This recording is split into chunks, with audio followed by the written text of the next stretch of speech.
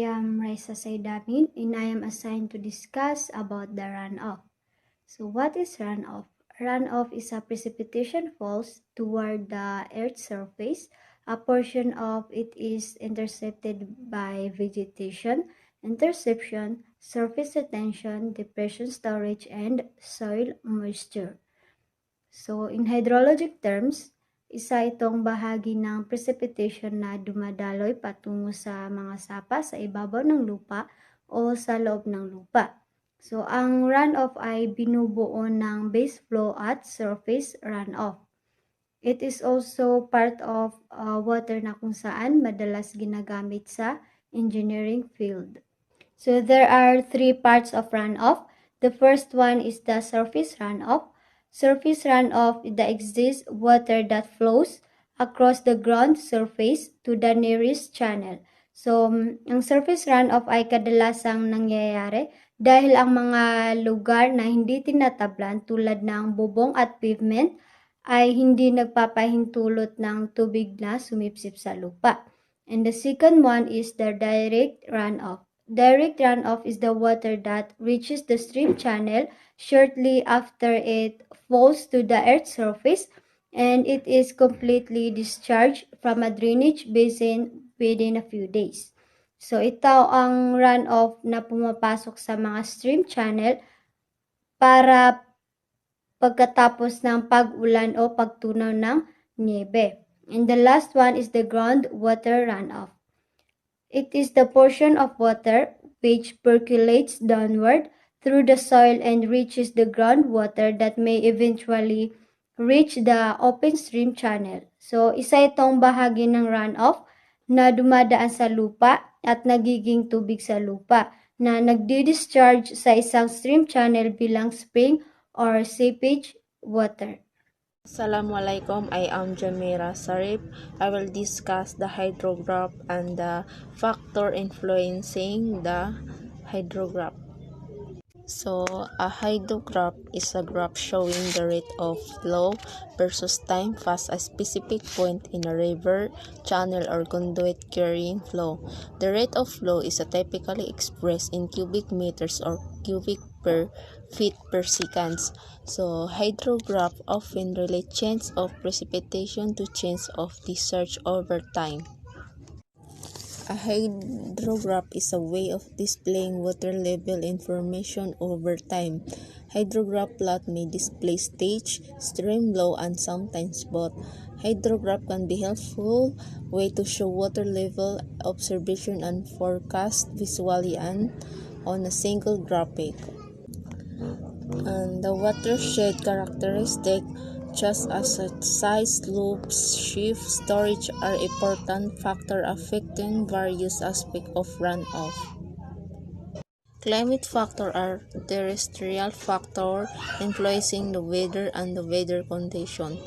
Climate components and climate factors are composing the climate in its variation. Climate factors are stable and or only slightly changing factors except the vegetation, cover land, geographic latitude, altitude. So runoff calculations. So runoff calculations is to estimate the magnitude of flood peak. The following alternative methods are available. So isa itong methods na ginagamit upang mag-compute ang volume ng water na kung saan may tatlo itong pamamaraan, which is the unit hydrograph technique, empirical methods, and the semi-empirical method. So now, let's move on to the methods on how to solve the rainfall runoff relationship. We have here the rational method. So to get the flow rate, using the rational method, we have Q sub P is equal to CIA for T is greater than TC, where Q sub P is the quantity peak runoff discharge, C is the runoff coefficient, where it represents the relationship between the rainfall and the runoff, A is the area of the catchment, I, intensity of rainfall, and TC is for the time concentration. For the rational method for drainage basin, we have Q sub P is equal to 2.78 C times I sub TCP times A, where the Q sub P is equal to peak discharge, C is the coefficient runoff, A is the drainage area in square kilometer, I is the mean intensity of precipitation for a duration equal to time concentration.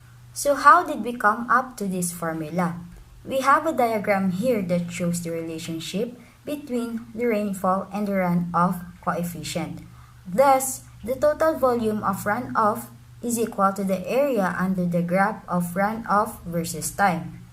Therefore, the volume is computed in cubic meter if the TZ is in seconds and the Q sub P or the peak discharge is in cubic meter per seconds.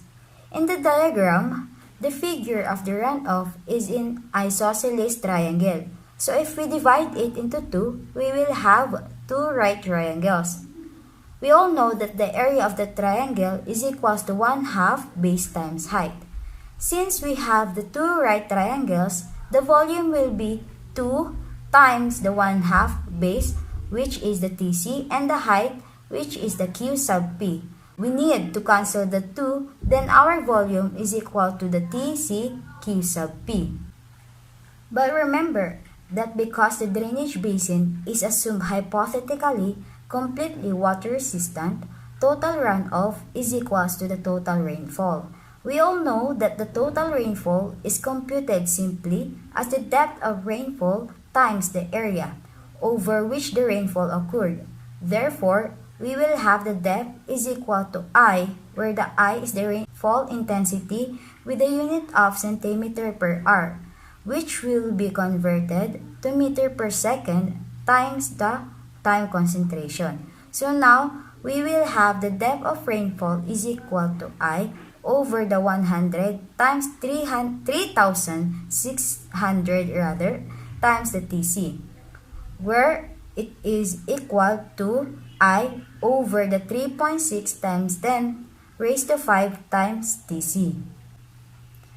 We know that the volume of rainfall is equal to the depth times the area in squared kilometer. So by inputting the equation of depth, we will have the volume of rainfall is equal to I over 3.6 times 10 raised to 5 times TC times the area, where the area is converted from square kilometer to square meter. And then, by inputting the volume of runoff, we will have TC Q sub P is equal to I over 3.6 times 10 raised to 5 times A times the 10 raised to 6. Cancelling the like terms, we will have Q sub P is equal to 2.78 CIA. Now, if we are looking for the time concentration, we have here the formula of TC is equal to 0.01947 L raised to 0.77 over the S raised to 0.385, where the L is the maximum length of travel of water in meter and the S is the slope of the catchment. The slope is equal to the change or the difference in elevation over the L. We also have here the rainfall coefficient formula. So the rainfall coefficient is equal to the C is equal to the summation of C sub I times A sub I over the A, where A sub I is equal to the areal extent of the sub-area I having a runoff coefficient na C sub I. And N is equals to the number of the sub-area in the catchment. So we have here a sample problem. An urban catchment has an area of 85 hectares. So the slope of the catchment is 0.006 and the maximum length of the travel of water is 950 meter. So the maximum depth of the rainfall with the 25-year return period is as below. So the duration are 5, 10, 20, 30, 40, and 60, while the maximum depth of the rainfall is 17, 26, 40, 50, 57, and 62. If a culvert for drainage at the outlet of this area is to be designed for a return period of 25 years, Estimate the required peak flow rate by assuming the runoff coefficient as 0.3. So we have a given of area is equal to 85 hectares, the slope is equal to 0.006, and the maximum length is 950 meters, the maximum depth of the rainfall with the 25-year return below computations. So we are looking for the peak flow rate. But first, we need to find the time concentration, as it will be used as the basis for the ranges for this given table.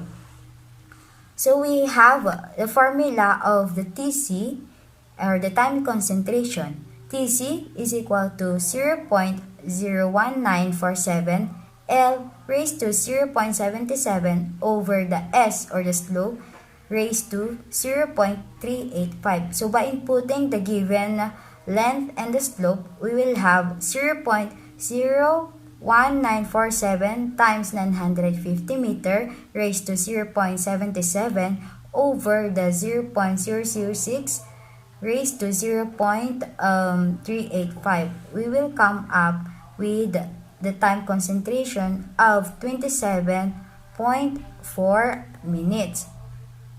So the 27.4 minutes can be included to the ranges of 20 and 30 duration with a maximum depth of 40 and 50.